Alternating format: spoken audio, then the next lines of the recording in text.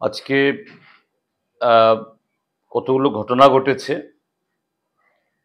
সে কারণে আপনাদেরকে খুবই তাৎক্ষণিকভাবে এখানে আহ্বান করতে হয়েছে। সেটা হলো, আজকে আমাদের পার্টির ডাকে পূর্ব ঘোষণা দিয়ে যে গেল অর্থ বছরের 5-6 মাস ধরে রেগা 2F এ কাজ করেছে, তাও যৎসামান্য। এখন নতুন অর্থ বছর শুরু হয়েছে, এপ্রিল মাস প্রায় শেষ হবে। রাজ্যের প্রায় সবকটা জেলাতেই, বহু ব্লকেই গ্রামীণ যারা জব কার্ড হোল্ডার এবং শহরের মধ্যেও যারা 2F কাজ করেছে বিভিন্ন নগর পঞ্চায়েতগুলোতে, রেগা এবং 2F এর কোনো মজুরি দেওয়া হয়নি। এতে চৈত্র সংক্রান্তির সময়তে, বামফ্রন্ট সরকারের সময়তে, এটা 25 বছরের এই রাজ্যে একটা নতুন রেওয়াজ তৈরি হয়েছিল। চৈত্র মাস এমনকি বৈশাখের এই পরবর্তী সময়তেও সাধারণত এই সময়তে কৃষিকাজ কম থাকে, জমে সেখানে নতুন করে জমি তৈরি করার জন্য কাজ শুরু হয়, পাহাড়ে সেরকম কাজ থাকে না। সেই সময়তে সরকার একদিকে রেগা, তার সাথে এগ্রিকালচার, হর্টিকালচার, এডিসি, ফরেস্ট, আরো নানা দপ্তর অসংখ্য শ্রম দিবস সৃষ্টি করে। তো প্রাকৃতিকভাবে এই সময়তে একটু শুষ্ক সময়, ড্রাই সিজন হলেও তৎসময়েতে বামফ্রন্ট সরকার, জনদরদী সরকার থাকার কারণে কখনোই এটা আঁচ হয়নি জনগণের মধ্যে। কিন্তু এবার চৈত্র সংক্রান্তি, বৈশু, গড়িয়া, বিজু উৎসব, এদিকে গাজন বা নববর্ষ উৎসব, সম্পূর্ণ একটা প্রাণহীন, ম্লান এবং গ্রামাঞ্চলে বিশেষ করে এডিসি এলাকাতে এটা প্রায় দুর্ভিক্ষের একটা চিত্র দেখা গেছে। তার সাথে আরেকটা বিষয় আমি খুব উদ্বেগের সাথে আজকে আপনাদের মাধ্যমে রাজ্যবাসীর কাছে উত্থাপন করতে চাইছি, সেটা হলো যে শাসক দল রাজ্যের জনগণের এই স্বতঃস্ফূর্ত, শুধু আজকে আমাদের কর্মসূচির জন্য আমি বলছি না, এই যে বিভিন্ন জায়গাতে কাজের জন্য, মজুরির জন্য, পানীয় জলের জন্য, রেশনের জন্য যে রাস্তারোকো, ধর্ণা, এতে প্রচন্ডভাবে আমাদের রাজ্যের বর্তমান সরকার এবং শাসক দল, শাসক গোষ্ঠী, বিজেপি এবং তীব্রামথা উভয়েই আজকে তারা জনগণের এই ক্ষোভ বিক্ষোভকে অন্যদিকে দাবিত করার জন্য, জনগণের কণ্ঠস্বরকে রোধ করার জন্য, তাদের যে বদান্যতায় আজকে এই অভাব তৈরি হয়েছে, এটা যাতে সোচ্চার তারা না হয়, জনগণ সন্ত্রাসের পথ নিচ্ছে। আজকের দিন দুপুরে উত্তর ত্রিপুরার আমাদের জেলা এবং মহকুমা কমিটি অফিস একই চত্বরে, ধর্মনগর, দুপুর 12টা, 12:30 নাগাদ ধর্মনগর শহরে আমাদের কোনো কর্মসূচি ছিল না। আমাদের কর্মসূচি কদমতলাতে, কালাছড়া ব্লকে এবং যুবরাজনগর ব্লকে। আমাদের নেতৃত্বের বেশিরভাগ, কয়েকজন কর্মী ছাড়া, তারা ব্লকে ব্লকে গেছেন।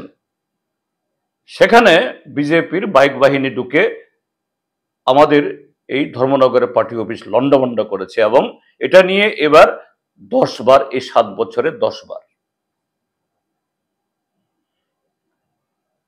সারা শহরে মিছিল করে বিজেপি সিপিএম এর বিরুদ্ধে বিষোদ্গার করে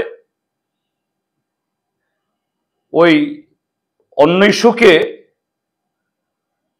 সেখানে এনে সিপিএম সন্ত্রাস করতে চায়, সিপিএম এই অশান্তি লাগাতে চায়। অর্থাৎ সিপিআইএম জনগণের দাবি উত্থাপন করছে, সিপিএমকে এই জন্য কোণঠাসা করতে হবে।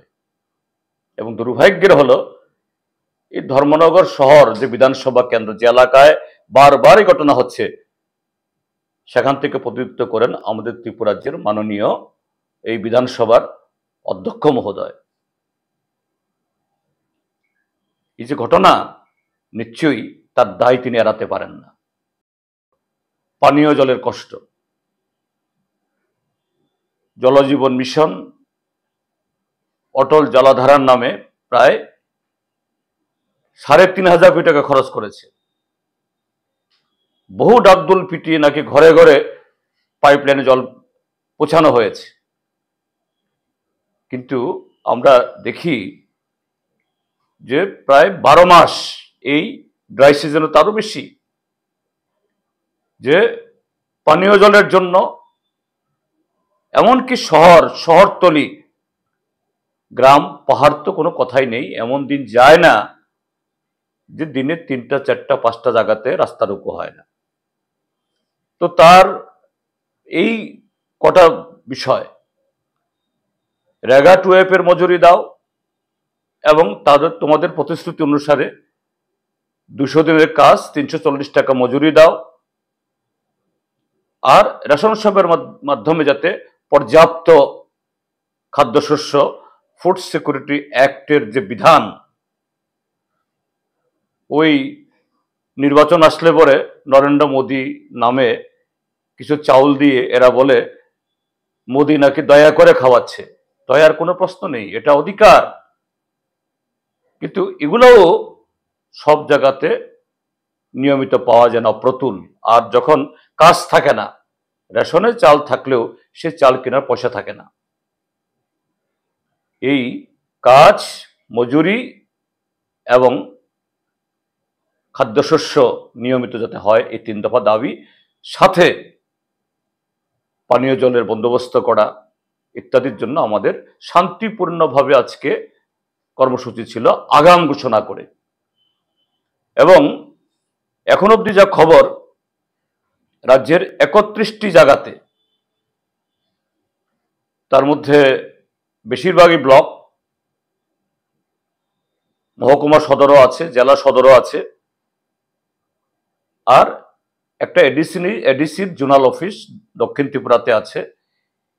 31টি জায়গাতে 2 ঘন্টা করে সেখানে শত শত মানুষ, নারী পুরুষ, শাসক দলের সমস্ত রক্তচক্ষু হুমকি এটাকে উপেক্ষা করে এই 3 দফা দাবিটা আজকে ত্রিপুরাজ্যের জনগণের দাবি সেখানে উত্থাপন করেছে।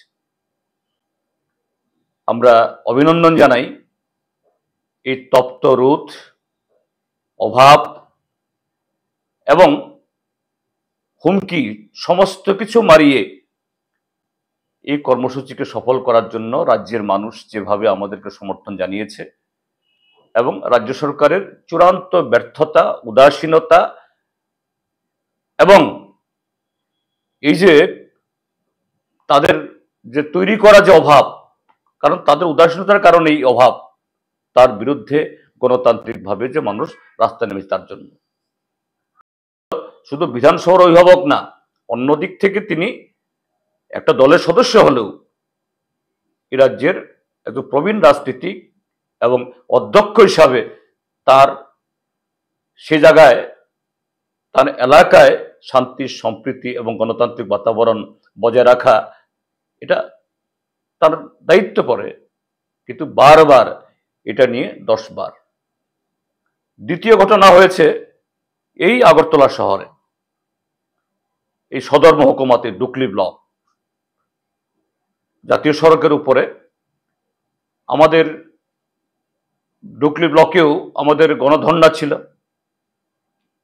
গণধর্নার সময়তে আমাদের এই ধর্না থেকে প্রতিনিধি যখন ব্লকে গিয়ে বিডিও চেম্বারে গিয়ে ডেপুটেশন দিতে যান, তখনই জবরদস্তি করে বিজেপির কিছু লোক ঢুকে যাচ্ছিল বিডিও চেম্বারের মধ্যেই, যাতে সেখানে এরকম একটা অপ্রীতিকর ঘটনা ঘটতে পারে। যাই হোক, বিডিও মহোদয় তাৎক্ষণিকভাবে তিনি পদক্ষেপ গ্রহণ করে, সেখানে হয়নি।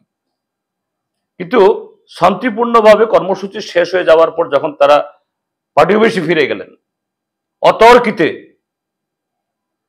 আমাদের ডুকলি মহকুমা পার্টি অফিসের উপর আক্রমণ, ইট পাটকেল ছোড়া, গাড়ি ঘোড়া ভাঙা, মোটরসাইকেল ভাঙা, থানা থেকে কতদূর, কয় হাত।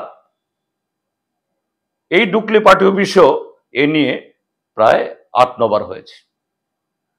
একই ধরনের ঘটনা ঘটেছে এই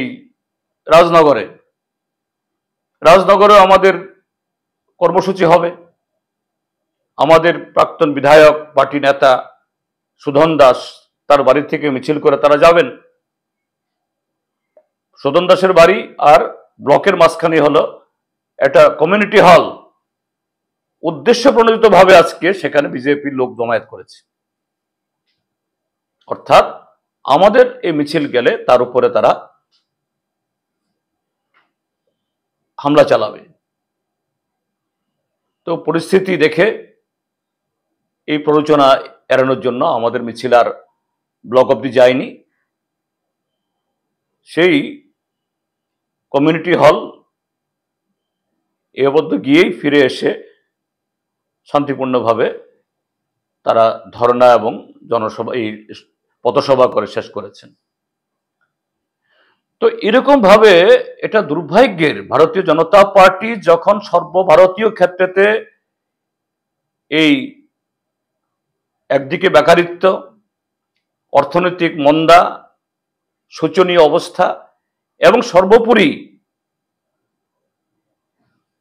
এই যে কাশ্মীরে সেখানে আভ্যন্তরীণ যে নিরাপত্তার জন্য যে উদ্যোগ, ইন্টারনাল সিকিউরিটি চরম ফেলোর, তার কারণে একটা ভয়াবহ দুর্ভাগ্যজনক ঘটনা ঘটল।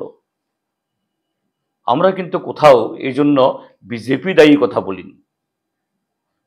আমরা কিন্তু নরেন্দ্র মোদী পদত্যাগ করুন, অমিত শাহ তার মন্ত্রকের ব্যর্থতায় করুন, কারণ এখন এই অভিযোগ পাল্টা অভিযোগ করার সময় না, এখন দুর্যোগের সময়। তারা তো শান্তির পক্ষে বলেছেন, যুক্তি দিয়ে বলেছেন, কিন্তু আজকে আম্বাসা পুলিশ এই অবসরপ্রাপ্ত শিক্ষক এবং আরেকজন যুবক তাকে তুলে নিয়ে এসছেন বিজেপির লোকদের, তারা নাকি ধর্ণা করেছে, মিছিল করেছে। তারা যদি এই অপরাধ করে, যদি অপরাধী হয়ে থাকে, ঠিক আছে, তাহলে সোশ্যাল মিডিয়াতে যে অসংখ্য তাদের চেনা পরিচিত শাসক দলের নেতৃত্ব সরাসরি হুমকি দিচ্ছে, কেন পুলিশ ব্যবস্থা গ্রহণ করছে না? আমি আবেদন জানাবো ত্রিপুরার পুলিশকে, ত্রিপুরাজ্যের মাননীয় মুখ্যমন্ত্রীকে, ডিজিকে, যে আপনারা যদি সরকার মানে তো আপনি দল করতে পারেন, প্রশাসনের তো কোনো দল নেই, মুখ্যমন্ত্রী দল হতে পারেন, কিন্তু আপনি মুখ্যমন্ত্রীর চেয়ারে বসে এই ত্রিপুরাজ্যের সমস্ত অংশ মানুষের নিরাপত্তা বিধান করা দায়িত্ব। এই জায়গায় আপনি একচক্ষু হবেন, পুলিশ প্রশাসনও একচক্ষু হবে। এটা ঘটনা, এতে কি হবে? সন্ত্রাসীরা খুশি হবে, সন্ত্রাসীরা যে বকলমে অবচেতন মনে হলো এদের কিছু সমর্থক জোগাড় করতে পারবে, এটা সন্ত্রাস দমনের পক্ষে সঠিক পদক্ষেপ না। আমি আবেদন জানাবো এই জাতীয় উস্কানিমূলক যারা এই সামাজিক মাধ্যমে লিখছেন, তারা বিরত থাকুন। এই মুহূর্তে দেশবাসীর এইসব ক্ষেত্রে ঐক্যবদ্ধ হওয়া চাই। আর ত্রিপুরাজ্যের মধ্যেও এই যে নতুন করে হামলা শুরু হয়েছে, ভারতীয় জনতা পার্টি যে তাদের যে অর্থনৈতিক ব্যর্থতা, কাজ নেই, খাদ্য নেই, বেকারিত্ব অসংখ্য, এগুলি অন্যদিকে দাবিত করার জন্য মানুষের কণ্ঠস্বর করার এর থেকে বিরত থাকুন, নতুবা সমুচিত জবাবের জন্য তাদের তৈরি থাকতে হবে। এই হলো আজকে আপনাদের মাধ্যমে আমি ত্রিপুরার জনগণের কাছে এই বক্তব্য রাখতে চাই, সরকারের কাছে, প্রশাসনের কাছে এই আবেদন রাখতে চাই। খুলুমখা আং রুমি মুরা সিং হাস্তিনি যত খাগানাং লুকুরাংনো বুইশো তাই গরিয়া তেরনরগৈ খাকাহাম তাই খাফুরমায়া ফারো নরংনি বাগৈ তুবুই ফাইगा স্বর্ণা অক্ষয় অফার ও অফার চেঙ্গি রজাখা 22 এপ্রিল नि सिंगि 3 मे जरा स्वर्ण कमल ज्वेलर्स हास्तेनि जत लुकुरंनि बागै काइसा कप्तमा काहाम तुबुई फाइगा आबंखा स्वर्ण कमल ज्वेलर्स नरंनि मुचुंगतै चाजाकतै लाइट वेट नि गोबांमा रांसांनि माने तुबुई फाइगा ऑफर तंगनाय 25% ऑफ रांसांनि मेकिंग चार्जेस ते डायमंड तंगनाय 100% ऑफ डायमंड नि मेकिंग चार्जेस तेबो तंगनाय डायमंड पाइथानिओ बम्पर लाकी ड्र आरो तीनटा डायमंड नि रिंग ते डायमंड नि एग्जिबिशन बो तंगनाय अक्षय तृतीया नि बागै जत लुकुरंनो फाइना बागै कबक जाओ हमबाय।